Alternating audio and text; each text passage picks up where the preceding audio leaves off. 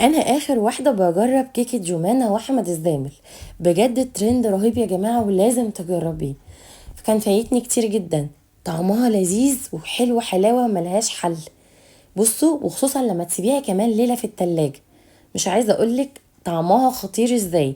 اعملي لايك وشير واشتركي في القناه واعملي سيف للفيديو. يلا بينا هنحضرها سوا. تقريبا انا اكلت الطبق ده كله لوحدي. اول حاجه كيكه من الشوكولاته، انا كنت عاملاها في البيت وقطعتها شرايح بالشكل ده. وبسقيها كويس جدا بعصير بالشوكولاته، او ممكن لبن باي كاكاو عندك خام. وقلبيه كويس ووزعيه على الكيكه. هنعمل الطبقه التانية. نص كوبايه من الجبنه الكريمه، عليهم نص كوبايه من حليب محلى مكثف، علبه قشطه وكوبايه من كريمه الحلويات، ورشه من الفانيليا. وقلبي كويس كده مع بعضه لغايه ما تخلطيهم، وحطي الكريمه وسيبيها في التلاجة شويه.